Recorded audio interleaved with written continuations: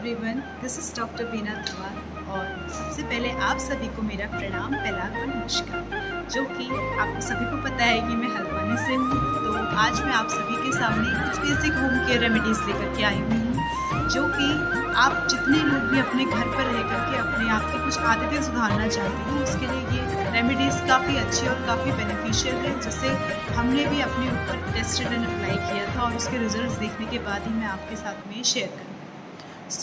सबसे पहली बात कि इन बारिश के मौसम में आप अपनी सेहत का ध्यान कैसे रखें। बहुतों को इस टाइम पे कफ, वायरल फीवर और बहुतों को इस टाइम पे सांस लेने में भी डिफ़िकल्टी आ रही होगी और कितनों को इस टाइम पे एक्ने होने की समस्याएं भी आ रही होंगी। तो घर पर रहकर हम इन सब चीज़ों का जो बेसिक मैनेजमेंट है वो कैसे कर सकते हैं, आज मैं आप सभी को उसके बारे में बताऊँगी। तो सबसे पहले जो ये वाली बातें हैं, किस तरीके से इसके बारे में अप्लाई करना है। नंबर वन रेमेडी किस चीज़ के लिए कि सबसे पहले आप जब बारिश में बाहर जा रहे हो, अगर आप बारिश में भीग जाते हो तो आपको किन किन चीज़ों का खास करके ध्यान रखना है। सबसे पहली बात, जब भी आप बारिश से भीग करके आ रहे हो, हमेशा अपने आप को बारिश से बचाने का प्रयोग करें और अगर इफ़ पॉसिबल हो सके तो अपने हेयर्स को और अपनी स्किन को गीला होकर के वापस सुखाने की कोशिश करिए घर आने के बाद। इससे क्या होगा, क्योंकि बहुत सारे लोगों को इस टाइम के रेनी सीज़न में हेयर फॉल का बहुत ज़्यादा प्रॉब्लम आ रहा है, तो ये खास करके बारिश के पानी से भी होता है। एंड सेकेंड थिंग, बहुतों को एक्ने का प्रॉब्लम आता है। वो क्यों? क्योंकि बहुत सारे लोग क्या करते हैं, अंडर गारमेंट्स हो गए, अपने अंडर इनर वेयर हो गए, वो गीले अगर हैं तो उसे प्रॉपर चेंज नहीं कर रहे हैं या फिर गीले कपड़े ही वापस से पहन ले रहे हैं या कम सूखे हुए कपड़े वापस से पहन रहे हैं।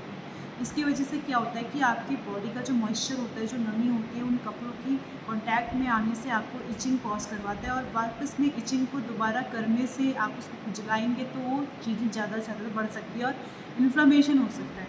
और अगर ये चीज़ ट्रीट ना की जाए या फिर इसको ठीक से ना देखा जाए, अवॉइड किया जाए, तो शायद आपको एक्ने का प्रॉब्लम हो। Number 2 remedy about your acne problem.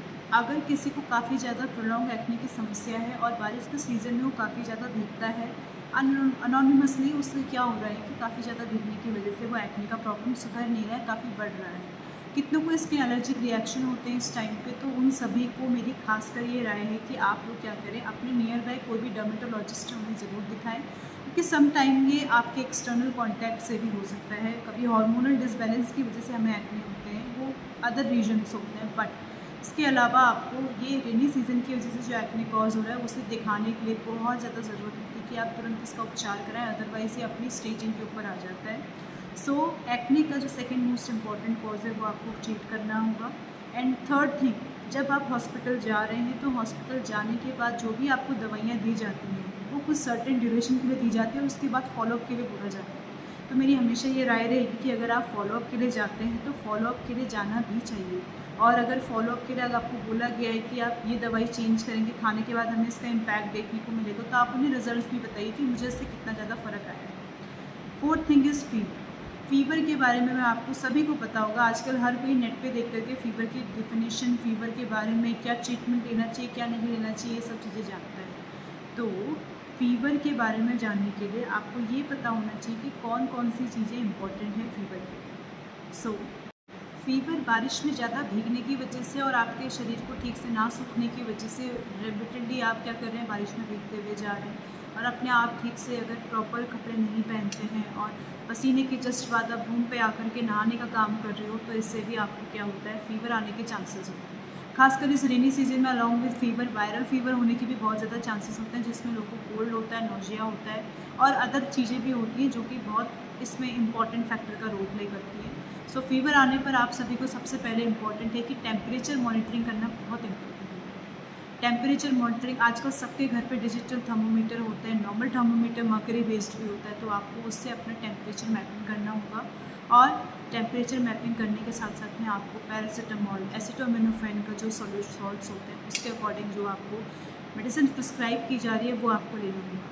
कभी भी नेट से देख करके कोई भी मेडिसिन मत लीजिएगा। आपके नियर बाय जो भी मेडिकल प्रैक्टिशनर हैं, कोई भी एमडी मेडिसिन है, आप उनसे जाकर के नियर बाय परामर्श कीजिए कि हमें ये मेडिसिन लेना चाहिए या नहीं लेना चाहिए, क्योंकि समटाइम्स जो किसी एज ग्रुप को एक दवाई सूट करती है वो दूसरे एज ग्रुप को सूट नहीं करती, डोज के ऊपर भी फ़र्क होता है।